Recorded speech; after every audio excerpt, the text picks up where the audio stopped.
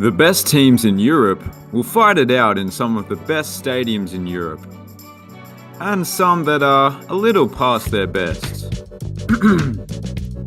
To celebrate the 60th anniversary of the competition, it will be held in 12 different countries.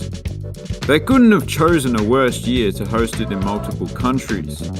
But you know what they say, hindsight is 20/20.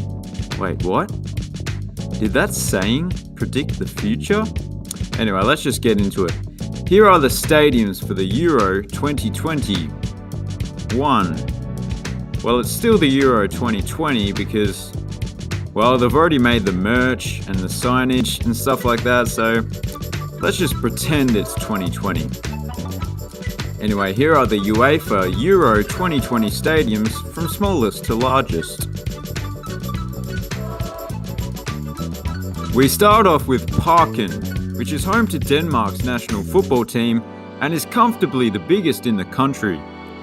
The design is rather interesting. It kinda just looks like a typical football stadium with an individual stand on each side, but with the addition of the retractable roof that ties it all together. This stadium's pretty good, but it must have some very strict rules or something, because I always hear people talking about getting Parken fines. Moving on. The award-winning Aviva Stadium, most notably the award for looking most like a greenhouse, a very niche but fiercely contested category at the Stadia Awards. It narrowly defeated New Zealand's Forsyth Bar Stadium. This venue is home to both Ireland's national football and rugby teams. The translucent exterior looks incredible, although the tournament will be taking place in summer, and one downside is that it doesn't really protect the spectators from the sweltering Irish sun. Actually, I'm not sure that will be a problem. Hampden Park has a rich football history. It's Scotland's national stadium and was once the world's largest stadium, reaching a peak capacity of 150,000, which is quite incredible considering Glasgow's population. Nowadays it's looking a little tired, but it's by no means a bad stadium. You have to put some respect on a stadium that was the biggest in the world for nearly 50 years. But yeah, it's not one of Europe's best stadiums.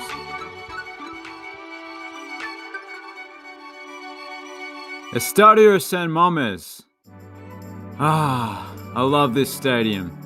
Interestingly, there's a giant video screen on the outside and not on the inside of the stadium. Speaking of the outside, it has one of the most beautiful exteriors in the world. This 3D imaging doesn't do it justice. Take a look at that. Elevated above the river, imposing like a citadel, yet delicate like a flower. What does that even mean? Obviously, I'm not the only one that thinks it looks incredible. The locals were so keen to start playing in the stadium that they moved in before it was even finished. I don't blame them.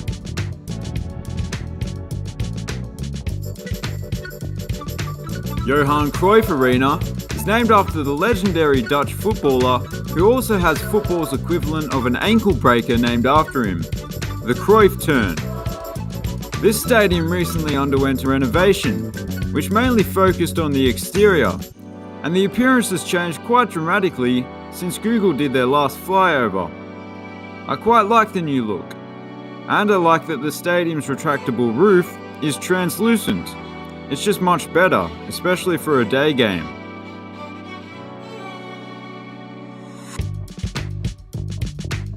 Arena Nacional is another stadium with a retractable roof, although it's a completely different style of roof. The exterior looks kinda similar to Germany's Deutsche Bank Arena. It's not a rip-off though, it was designed by the same architect. And you know the old German saying, wenn es nicht gebrochen, tu nicht Lösung es. Or in English, if it ain't broke, don't fix it. I really like the interior, it looks quite elegant.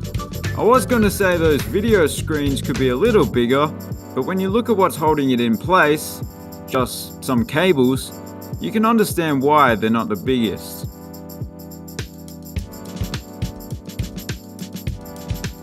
Puskás Arena is Hungary's shiny new national stadium, built on the site of the not-so-shiny old national stadium. While I say shiny, it's actually got more of a matte finish, but you know what I mean. It's named after the legendary Ferenc Puskás, who captained Hungary during their golden age. This spectacular stadium is not too dissimilar to Donbass Arena, which is one of my favourite stadiums in Europe. But I think this one is even better, and it's less occupied by Russia, which is always a plus. Not cool, Russia, not cool. Awkward. Krestovsky Stadium. Well, it was built for the 2018 World Cup, as you may know. The design is supposed to resemble a flying saucer, which it definitely does. These things here even look like those retractable ramps you often see on a spaceship. Unlike most spaceships, it does have a retractable roof, which is not a great idea in space with it being a vacuum and all. Anyway, it's a fine stadium, although I can't work out the purpose of those huge spikes. I guess it's just for looks.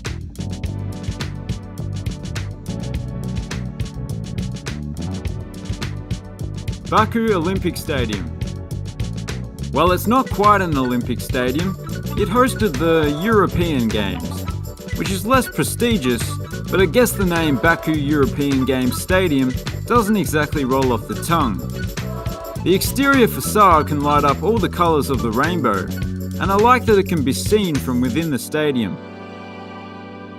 Also, the seats, track and field more or less make up the colours of the Azerbaijan flag. I don't know if that was intentional. Probably was. The obvious downside to this stadium is that you may need binoculars to watch the match, because you're sitting a long way Baku.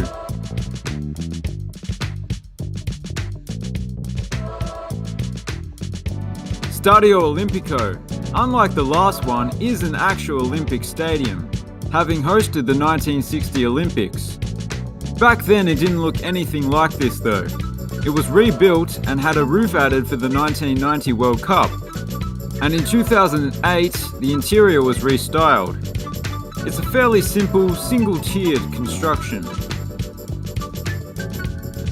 Once again, having the running track isn't ideal, but the spectators are a lot closer to the action than they were at the last stadium.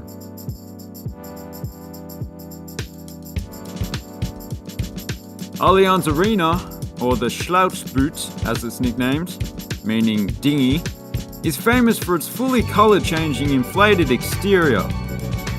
In fact, it was the first stadium in the world to have this ability. It emits so much light that you can apparently see it from mountaintops all the way over in Austria. Let's just check that. Okay, there's Austria. There's a mountaintop. Let's see. I don't see it. Where is it? Oh, it's daytime. Of course I can't see the lights. What am I talking about? Back to Germany now. Even if you don't like Bayern Munich, you have to admit that the interior looks a lot more vibrant since it was Bayernized. It looks amazing, to be honest.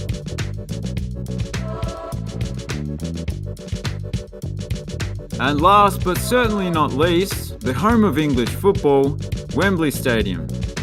It's the biggest venue in the tournament, so it comes as no surprise that it will be hosting the final. It's the second largest stadium in Europe and has more roof-covered seating than any other stadium in the world. Wembley's most recognisable feature, the huge arch, is the world's longest unsupported roof structure and an iconic part of London's skyline. And there you have it. Those were the UEFA Euro 2020 venues. Let me know in the comments who you think will win the tournament. I'm certainly no expert, but I have to go with England. Mainly because their biggest obstacle, Iceland, failed to qualify. If you enjoyed this video, please consider subscribing. Thanks for watching. Have a good one.